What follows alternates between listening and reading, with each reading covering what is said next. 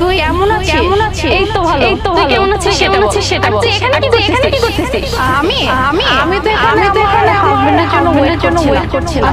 আচ্ছা তুই বিয়ে করে ফেলেছিস? আচ্ছা যাই হোক বাদ দে। মারুফকে দেখছিস না?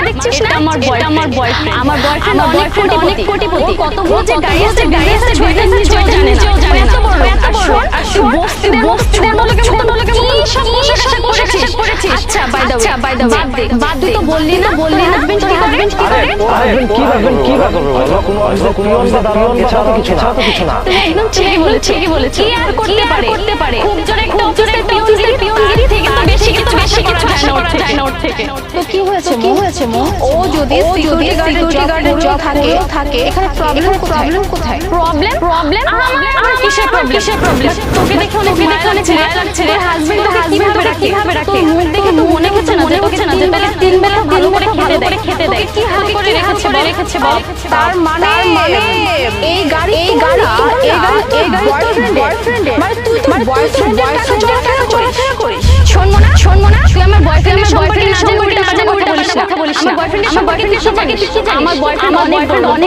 মাসে 3 মাস যায় বাইরে টুক দিতে। তুই কি বুঝবি? তুই তো কক্সবাজার পর্যন্ত গেছিস মনে হয়। আচ্ছা যাই হোক শোন একটা কথা বলি ঢাকা শহরে তুই যেমন বেড়াচ্ছিস তোকে দেখে অনেক মায়া লাগছে। আচ্ছা যাই হোক এভাবে না যেভাবে চলে না একটু চিল কর ভাই। জীবনটা অনেক সুন্দর মোনা। যাই হোক একটা কথা বলি। যে বিল্ডিংটা দেখছিস না ওটা হচ্ছে আমার বাসা। যদি কদে বলিস অবশ্যই করে আমাকে জানাবি। আর বাই দ্য ওয়ে একটা কথা তোর বডি সাইজ সেম। সবথেকে বড় কথা হচ্ছে আমার এই ড্রেস আমি এক পরি না। চাইলে আমি ড্রেসগুলো পরতে পারিস। No thanks. তোর ড্রেসের দরকার নেই। আমি যে ড্রেস পরে আছি এটাই আমার জন্য অনেক কিছু। আর তুই বললি না আমি ড্রেস দেখ আমার হাজবেন্ড সবসময় আমার পছন্দ মতো ড্রেস নিয়ে কমপ্লেইন সবসময় যেটা ভালো লাগে সেটা আমার নিজেই খুব ভালো লাগে। আমি এই ড্রেসগুলো পরি। থাক মুনা আমাকে রোজ দেখাতে হবে না।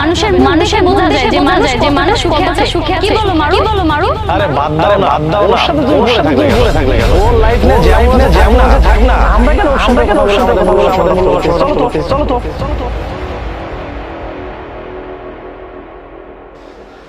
সরি ম্যাডাম আসলে রাস্তা অনেক জ্যাম ছিল তো একটু লেট হয়ে গেল। ইটস ওকে ম্যাডাম আপনি কি যাতে বলছেন দেখে মনে হচ্ছে ও ম্যাডাম মানে কি আপনার মনে হয় ভাই দেখে মনে হচ্ছে থেকে আর ম্যাডাম বলছেন কেন? আরে ম্যাডাম বলবো না কি বলবো? গাড়িটা দেখছেন গাড়িটা হচ্ছে ম্যাডামের ড্রাইভার হচ্ছে আমি। আর আপনি কাকে কি বলতেছেন? আপনি জানেন উনি হাজবেন্ড হচ্ছে এসপি। হোয়াট এসপি মানে কি তোর হাজবেন্ড যদি এসপি হয় তাহলে এই হাল কেন? বুঝতে পেরেছি তোর হাজবেন্ড গাড়ি বাড়ি করেছে তাই না? গাড়ি নিয়ে এজন্য আমার সামনে কথা বলতেছিস। Just shut your mouth. তুই আমার ফোনে কথা বলছিস। আমার ড্রেস আমি সব কিচ্ছু বলি নাই।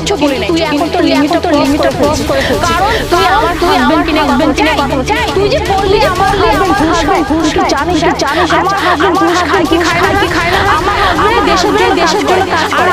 আর আমার হাজবেন্ড ঘুষ খায় না। ইভেন আমার হাজবেন্ডের যে কাছে এত বিজনেস আছে সেটা নিজে আমার হাজবেন্ডের বিজনেস আছে।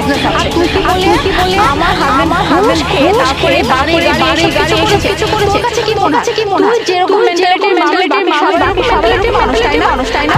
আচ্ছা কি বলি তুই ড্রেস কেন পরেছি এই ড্রেসে খ্যাত লাগতেছে আমার রুচি হয়ে গেছে।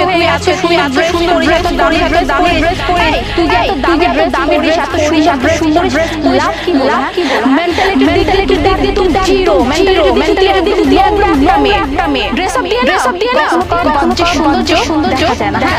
তুই যে এত সুন্দর ড্রেস পরে আছে তাতে কি করতে পারলি? সৌন্দর্য পারলি মনের একটা আর এই যে আমি পড়েছি কত কথা বলি শোন সব ড্রেস পরলে না স্ট্যান্ডার্ড হয়ে যায় এরকম থ্রি পিস পরলে না সে লোয়ার ক্লাস হয়ে যায় না এসব কিছু না এই জায়গা মেন্টালিটি থেকে তোর মেন্টালিটি আমার যেমন ভেবেছিলাম চেঞ্জ বাট তুই চেঞ্জ হওয়ার মতো না একটা কথা আমি তোকে সাবধান করে বলে গেলাম আমার হাজবেন্ডের ব্যাপার যদি কোনো কিছু ভাবছিস আমার থেকে খারাপ কেউ হবে না চলুন